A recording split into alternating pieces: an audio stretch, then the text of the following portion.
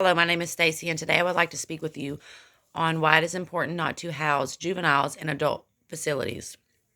As many people may know, it doesn't really make sense. And in regardless on the charge or the crime, it's really unethical to house a minor child in the facility with an adult. That's two different mindsets. I will now explain to you the many reasons why it is important to not house juveniles in adult prisons.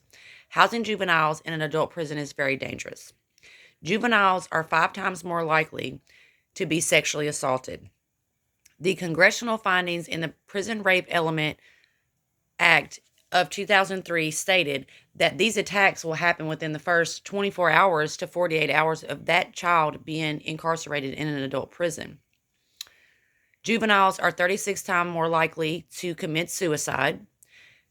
These suicides happen by suffocation, hanging, self-strangulation. Accounted for at least 90% of suicide deaths in adult prison, with 12% of these deaths occurring within the first 24 hours of this child being incarcerated in adult prison. There is also the increase of trauma, physical trauma such as sexual abuse. These are traumas within themselves, but with these types of violence comes disorders such as PTSD.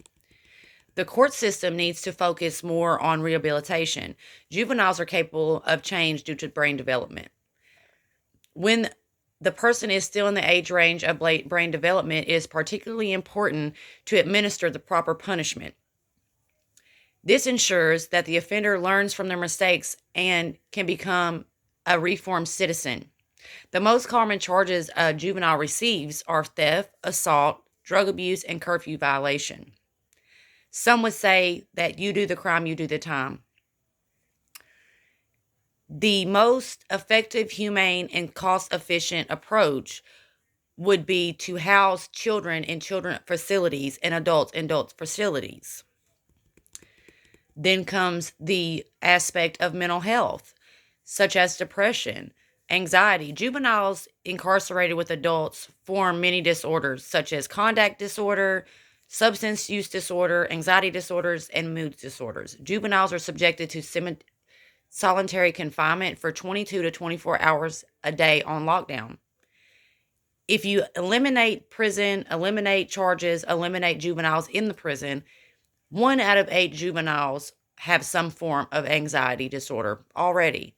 When you add prison into this mix, the number only rises. It is very important that a society takes it upon themselves to learn how to rehabilitate people into the free world instead of just allowing more trauma and more abuse to happen, because then reoffending will continue to occur. You can look at it like this. If I touch a stove, it's going to burn me. I'm going to think the next time I walk up to that stove that maybe I better not touch it because of what happened last time.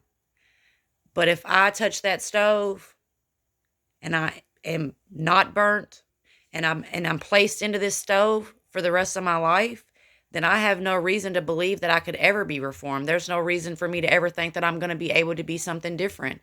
I think it's a major need and a call to action for the societies that we live in to not only be more aware of the situations at hand when it comes to juveniles being housed in adult prisons and the risks that they are facing being housed there, but as well as figuring out a way to house these juveniles with similar crimes.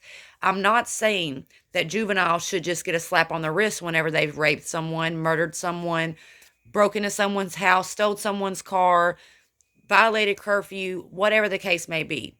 I'm just saying that it is very unethical for children, in regardless on what they've done, to be placed in a dangerous situation knowing that that situation will be dangerous for them the second they walk in. It's not a mystery.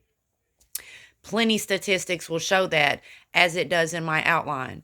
I think it is also very important to focus on a child's disorders when they come into a facility, because you never know where someone's going, what someone's going through, or where someone can go.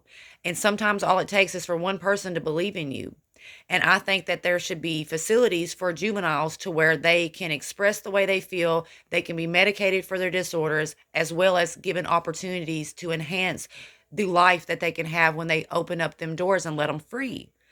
I think that it is very important to keep in mind that we live in a society where the children are the future. We should not live in a society where a person feels if they've made one mistake that their life is over. And I believe that if we can get this situation under control and the housing of these juveniles under control, that it would make for a better outcome for our country as a whole. I really appreciate you listening to my speech. Thank you very much.